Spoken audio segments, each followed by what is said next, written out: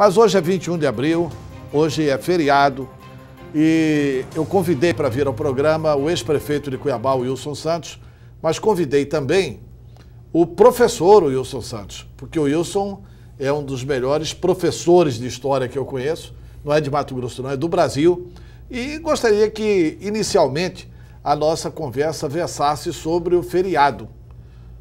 Quem foi Tiradentes? O que o movimento da Inconfidência Mineira estava lutando?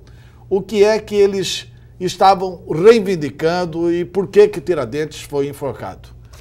Boa tarde, Wilson. Prazer enorme tê-lo conosco. Boa tarde, Antero. Prazer é meu. Desejar aí mais êxito à TV Pantanal.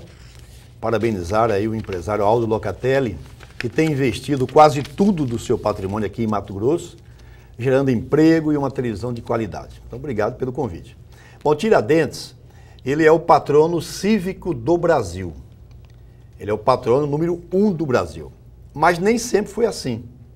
Tiradentes nasceu numa pequena fazenda, numa comunidadezinha chamada Pombal, no interior de Minas, que fica entre a atual cidade de Tiradentes e a cidade de São João del Rei, onde nasceu Tancredo Neves.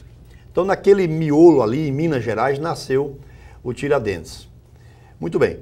Ele teve um monte de atividades. Ele foi garimpeiro, ele foi pequeno comerciante, até que ele tornou-se dentista prático. E rodava Minas, rodava o Rio de Janeiro, sempre ali. E depois acabou tornando-se militar, Antero. Foi militar também. Chegou a ter a patente de alferes, que hoje equivale ao aspirante oficial, né? Subtenente, aspirante oficial, essa foi a patente que ele teve.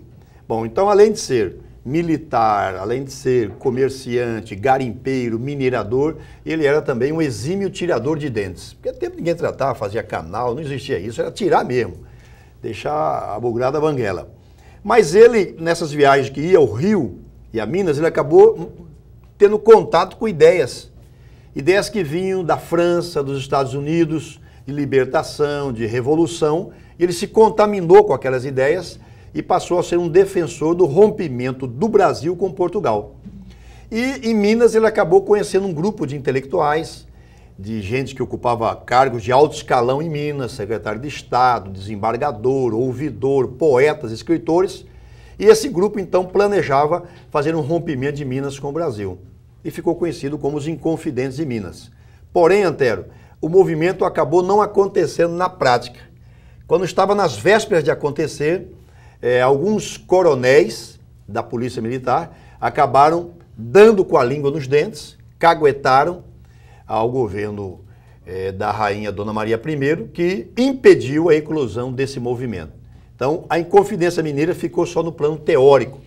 Como Tiradentes era o mais pobre, inclusive à época não pertencia à maçonaria, enquanto todos pertenciam, alguns historiadores dizem que a corda tinha que explodir do lado mais fraco. Como ele era o mais fraco, ele acabou sendo levado para o Rio de Janeiro, ficou preso ali vários anos, foi julgado e condenado à morte por enforcamento e esquartejamento.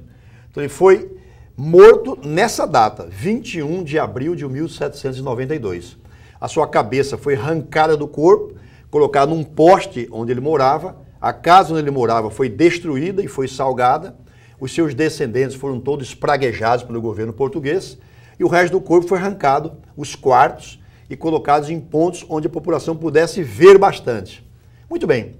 Depois, com a independência do Brasil, veio Dom Pedro I, depois Dom Pedro II, ninguém falou em Tiradentes. Com a República, os republicanos, então, elegeram Tiradentes como grande herói da pátria.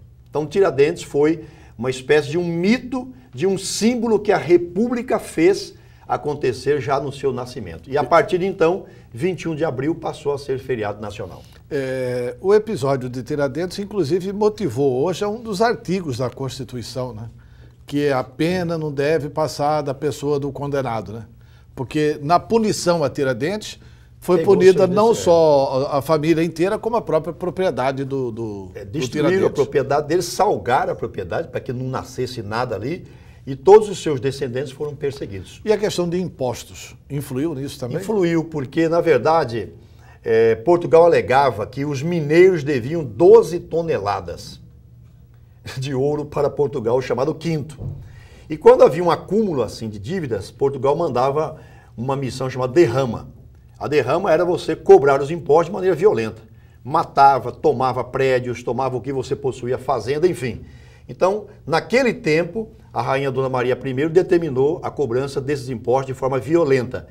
E eles combinaram de que esse movimento deveria acontecer quando fosse anunciada a derrama. O povo estaria irritado, com ódio dos portugueses, e então eles esperavam ganhar todo o apoio popular para o movimento de separação de Minas. E a separação viria com a implantação da República, Ouro Preto seria a capital, colocariam também uma universidade, mas em alguns pontos não tocavam. Por exemplo, a questão da abolição da escravidão. Mesmo eles propondo o rompimento com Portugal, eles não tocavam nesse assunto, um sinal que continuaria acontecendo. E um detalhe, não era a independência do Brasil, era só a independência de Minas Gerais. E vamos conversar um pouco sobre política, Wilson. E sobre política nacional.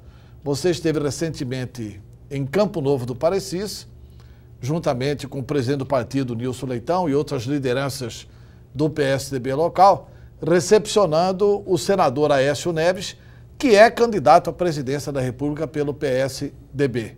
Como é que foi a recepção ao Aécio e como foi o discurso do Aécio com relação a Mato Grosso em Campo Novo do Parecis? O Antero Aécio foi muito feliz, né? O Aécio já tem andado por Mato Grosso há um bom tempo.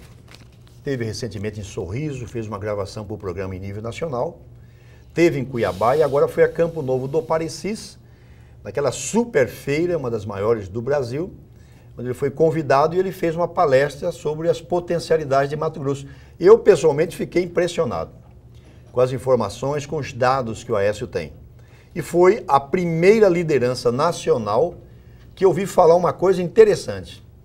O Aécio disse mais ou menos assim, esse ciclo de Mato Grosso, campeão em soja, campeão em algodão, campeão em gado, campeão em girassol, campeão em milho para pipoca, esse ciclo já está consolidado.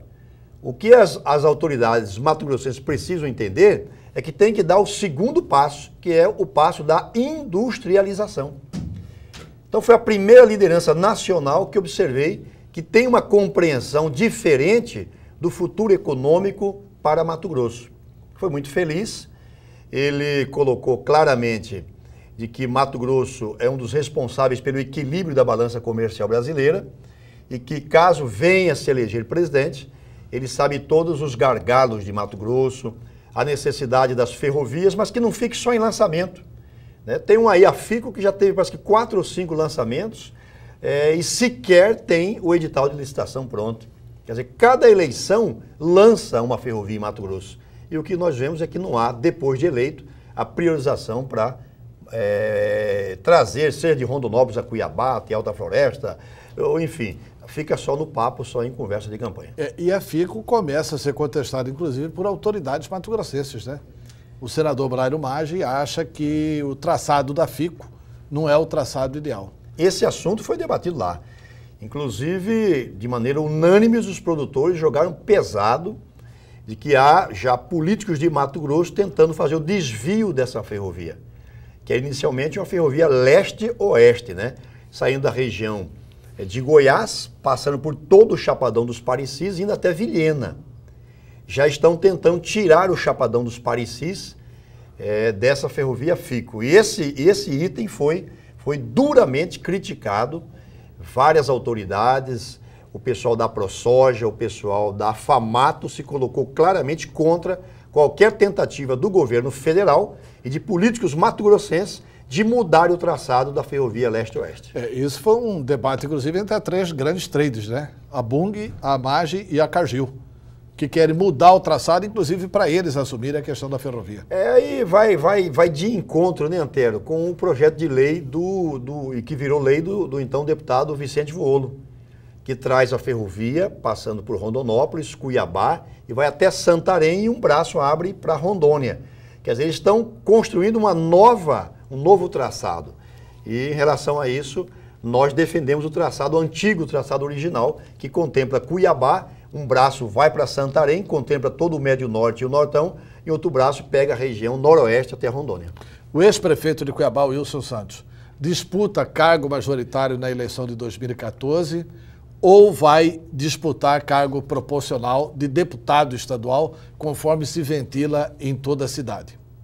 Bom, primeiro tem que convencer do Adriano, né? E meus filhos, que eu acho que tanto eu quanto você, Antônio, temos resistências em casa, né? Minha mulher, meus filhos, depois de conviver comigo aí 3, 4 anos, tomando café da manhã, almoçando, jantando, o pai fazendo tarefa ali junto, eles querem que eu permaneça fora, né? A minha família. Mas eu gosto da política, acho que com toda essa experiência que acumulamos, nós podemos voltar, aí eu tenho uma predileção que seria para voltar à Assembleia Legislativa, voltar a ser deputado estadual por Mato Grosso. Mas ainda não tem nada certo, eu estou conversando com a família, se convencer a família até junho, eu disputo para deputado estadual, caso contrário vou ficar aqui só nos bastidores. No PSDB, você defende que o partido apoie a candidatura do senador Pedro Táxi ao governo? Eu defendo vigorosamente essa tese, porque o PSDB está muito fragilizado. O PSDB tem que dar agora um passo atrás, que seria fortalecer as candidaturas a deputado estadual e federal. Se tiver um espaço na chapa majoritária, nós temos bons nomes, Nilson Leitão, Rogério Salles, são excelentes nomes que poderiam compor uma chapa majoritária, mas acho que o momento não é, em 2014, em Mato Grosso, do PSDB. O PSDB tem que ter humildade para fazer aí 3, 4 deputados estaduais, uns 2 federais, se preparar para embates a partir de 2018. Nesse momento, eu defendo que o PSDB apoie um arco de alianças e que esse arco seja oposição ao governo Silval, oposição aos 12 anos que aí estão, que pioraram a educação, piorou a saúde, piorou a segurança em Mato Grosso. Eu defendo uma nova proposta, um novo projeto, e que seja encabeçado pelo senador mato-grossense, gente nossa, Pedro Táxi, que tem percorrido o estado e já empolgando diversas regiões de Mato Grosso. Muito obrigado pela entrevista e pela aula de história. Obrigado, Antero. Um abraço, um bom feriado a todos.